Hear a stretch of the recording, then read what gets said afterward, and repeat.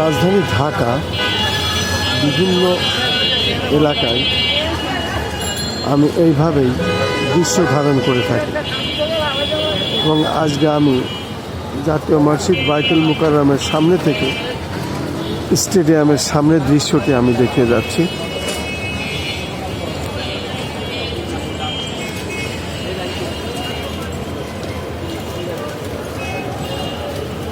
এত বড় বড় ডাব কোন জায়গা থেকে আনছেন ভাই? কোন জেলার? বরিশালের ডাব। একটা ডাব আপনারা কত করে কেনেন আর কত করে বিক্রি করেন?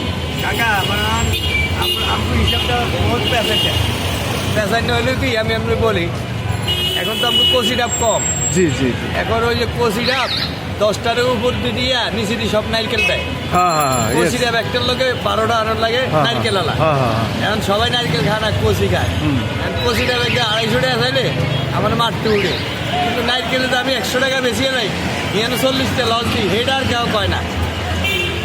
দেখা গেছে যে 140 টাকা কিনছি, গাড়ি ভাড়া সহ 152 টাকা পড়ছে। এখন কচি ডাব যদি মানে আমাদের একটার লাগে 13টা নারকেল আলা আনি, এখন নারকেল আলাটা কয় টাকা বেশি? কচি ডাব তো বেশি 300। এখন 250 টাকা চাইলে 220 টাকা চাইলে এত দাম, সেঞ্চুরি করে ফেলছ। মানে আমরা কি দোষ করলাম? আমরা তো কর্ম করে খাই। মানে ডাবের ব্যবসায় যে খুব একটা লাভ হয় তা না। ডাবের ব্যবসা করে আমি ঘরও করতে পারিনি, সত্য কথা যেটা। তাহলে একটা ডাব এখানে কত কত দামের আছে সর্বনিম্ন? এখানে আমরা বিক্রি করি 80 টাকা 100, আর এগুলো 170। আচ্ছা আচ্ছা। কি নাম আপনার? আমার নাম খুরশেদ আলম জাবেদ। কয় বছর ধরে এই ব্যবসা করেন ডাবের? 10 বছর ধরে কিছু করতে পারিনি, কোনো রকম দিন আনি রাইট খাই। শুধু দর্শক, আসলে রাজধানী ঢাকায় ডাবের বেশ কদর, কিন্তু আমি এখন যা শুনলাম এই ডাব যখন আনে তারা, ডাব কিনে আনায় যে খরচা পড়ে সেই খরচার টাকা তাদের ওঠে না। তারা দীর্ঘদিন ব্যবসা করছে কিন্তু ব্যবসায় কোনো লাভবান হতে পারে। আমরা মূলত রাজধানী ঢাকাতে দেখি এইভাবে ভ্যানে করে বিভিন্ন স্পটে ডাব বিক্রি করে, কিন্তু মূলত একটি ব্যক্তি যখন ডাব বিক্রি করে তাকে শুধু ডাবই নয়, সে যা বললো এর সাথে নারকেলও দিয়ে দেয়। সেই হিসাবে তাদের কিনতে হয় এবং লসেই তাদের বেচা কিনা করতে হয়। হিসাবে সারাদিনই বেচা কিনা করার পরে সীমিত যে পয়সাটা তাদের লাভ থাকে তাই দিয়ে তাদের জীবন সংসার চলে। এটাই সে আমার বোঝালো আর কি। মূলত ডাব আমাদের দেশে সব এলাকায় কিন্তু বেশি বেশি হয় না। ওনারা আনছেন বরিশাল থেকে, আর বরিশাল থেকে আনতে হলে একটা খরচ আছে এবং সারাদিন ভ্যানে করে বিক্রি করে, তারও একটি পরিশ্রম আছে। এটা কিন্তু যে পরিমাণ পরিশ্রম, ডাবটা কাটতে হয়, তারপরে কেটে তাকে দিতে হয়, এরপরে সেই প্যাসেঞ্জার যদি খুশি হয়ে তাকে একটি ডাবে যদি 10-20 টাকা লাভ হয়, এর ঊর্ধ্বে নয়। তার মানে আমরা ধরে নিতে পারি একটি ডাবে খুব একটা বেশি লাভ হয় না, 10-20 টাকা মতো এরকম থাকে। 20-30 টাকা লাভ হয়। তারপরে সকাল থেকে শুরু করে রাত পর্যন্ত বেচতে হয়, কখন শেষ হবে তার ঠিক নেই। এটা কষ্ট। 100 বেচতে না, 50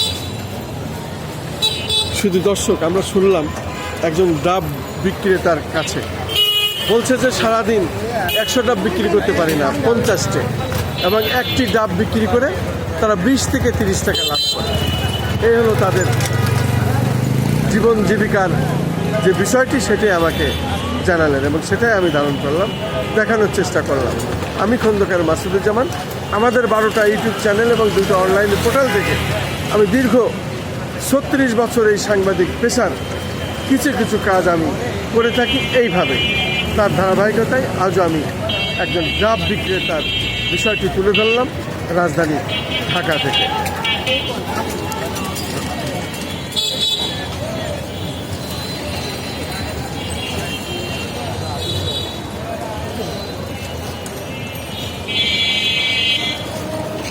ডাবগুলো বেশ সুন্দর, বড় বড় এবং থরে থরে সুন্দর করে সাজানো আছে। এটা আমার চোখে পড়েছে, তাই আমি এই ধারণটি করলাম ভিডিওটি। আমার চ্যানেলগুলির পক্ষ থেকে আমি এটা যারা